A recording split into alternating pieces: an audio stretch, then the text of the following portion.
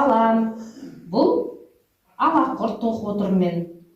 Ала жіптен тоқылатын, бұл атқа салатын тұмарша. Балам, бұл мынау ала құрттың шашағы. Бұны біз шашақ деп атаймыз. Анасы ол қайдан жасалады? Балам, бұл қойдың жүнінен жасалады. Қойды қырқамыз. Соның жүнінен жуып тазалап, түтіп, иіріп, осындай жіп жасаймыз. Содан осы алақұртты тоқимыз. Анасын өкейсі? Мінекей балам, келе ғой. Міне, мынаны былай ұстайсың. Кәді ұста ғой қолыңмен. Мынаны ақ жіпті ұста, мынаны қара жіпті ұста. Екеуін бір-біріне былай айқастырып отырып, өресің. Оңай ма екен?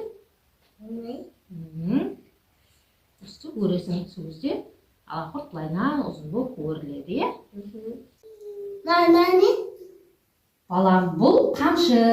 Бұны атқа мінгенде қолыңа ұстап отырасың. Ол неге қамшы? Бұл балам, сен сабаққа барасың енді.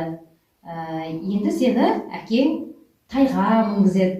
Сол тайдың мойнына бұны тұмарша қып байлап қоямыз. Мен тайға мінем ма?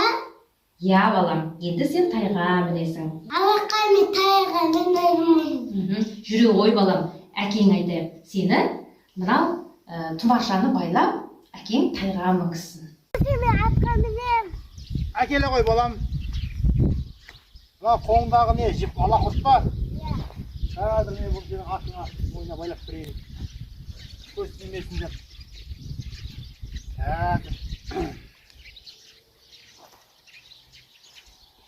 Ай.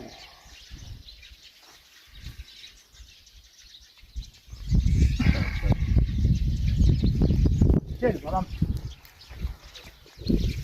Қазір қантыға қыстап қоямыз. Ат болатын құлында жел басынан танисың, адам болар балаңда жолдасынан танисың.